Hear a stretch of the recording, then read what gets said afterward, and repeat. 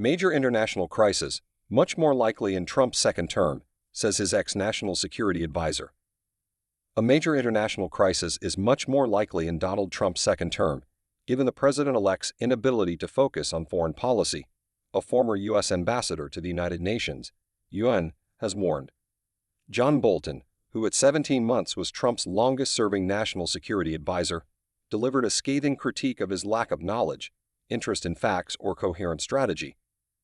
He described Trump's decision-making as driven by personal relationships and neuron flashes, rather than a deep understanding of national interests.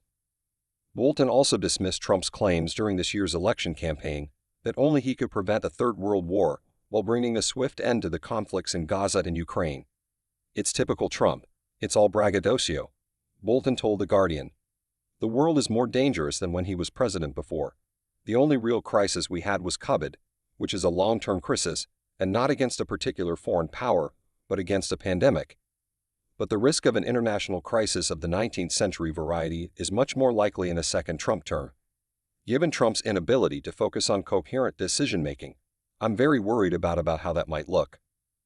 Bolton, 76, is a longtime foreign policy hardliner who supported the 2003 invasion of Iraq and has called for U.S. military action against Iran, North Korea, and other countries over their attempts to build or procure nuclear, chemical, or biological weapons. He was George W. Bush's UN ambassador for 16 months after serving as a State Department arms negotiator, and in the administrations of Ronald Reagan and George H.W. Bush. Bolton was Trump's national security advisor from April 2018 to September 2019. Bolton recalled, "What I believed was that, like every American president before him, the weight of the responsibilities, certainly in national security, the gravity of the issues that he was confronting, the consequences of his decisions, would discipline his thinking in a way that would produce serious outcomes. It turned out I was wrong. By the time I got there, a lot of patterns of behavior had already been set that were never changed, and it could well be that even if I had been there earlier, I couldn't have affected it. But it was clear pretty soon after I got there that intellectual discipline wasn't in the Trump vocabulary." In a sharp departure from traditional U.S. foreign policy, Trump has campaigned under an America First banner advocating isolationism, non-interventionism, and trade protectionism, including significant tariffs. Bolton agreed with a lot of Trump's decisions during his first term, but found they had all the coherence of a series of neuron flashes, he said. "He doesn't have a philosophy, doesn't do policy as we understand that, and he doesn't have a national security strategy. I said in my book his decisions are like an archipelago of dots. You can try and draw lines between them, but even he can't draw lines between them. You try and incrementally get one right decision after another. At least that's what his advisors thought, that we could string enough decisions together. But that's not the way he looked at it. The 45th president could be charming," Bolton acknowledged, and placed an emphasis on personal relations with autocrats such as Xi Jinping of China, Kim Jong-un of North Korea, and Russia's Vladimir Putin.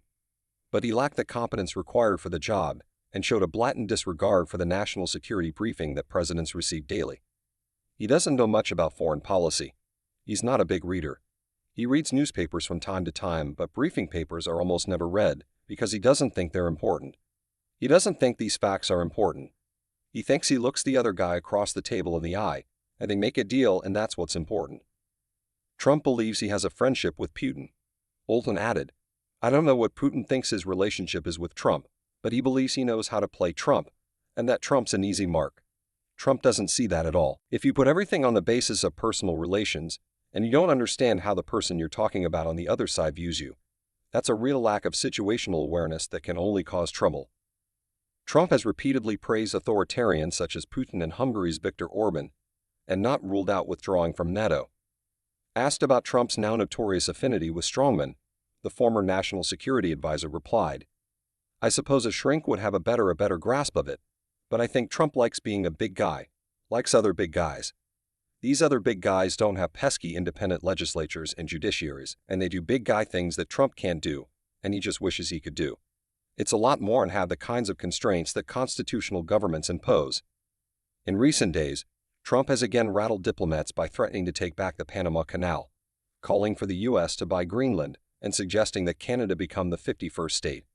Ken Darroch, who was Britain's ambassador to Washington for 4 years from 2016, told Sky News that Trump's second term will be like a 24/7 barroom brawl.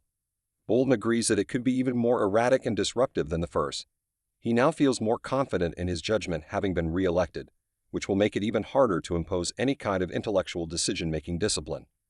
Trump has said he would end Russia's war on Ukraine within a day, prompting fears of a compromise that halts U.S. military aid and obliges Ukraine to surrender territory. Bolton commented, "I'm very concerned that he wants this off the table. He thinks this is Biden's war. He said in the campaign if he had been president, it never would have happened, which, of course, is not provable or disprobable. He wants it behind him, which strongly implies he doesn't care on what terms, and I suspect he doesn't care. And that's very dangerous for Ukraine." He praised Trump's picks of Senator Marco Rubio and Congressman Mike Waltz for the positions of Secretary of State and National Security Advisor, respectively.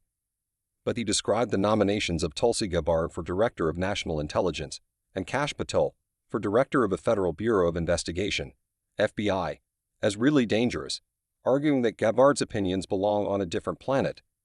Gabbard is a longtime critic of the hawkish foreign policy and national security establishment, famously dubbed the Blob in 2016 by Ben Rhodes, then Barack Obama's Deputy National Security Advisor. Bolton, however, rejects the characterization. "I don't think there's a foreign policy blob," he said. "There's a liberal Democratic blob that's pretty problematic, but the Republican Party remains essentially Reaganite in its outlook. Trump is an aberration, and when he leaves the political scene, the party will snap back.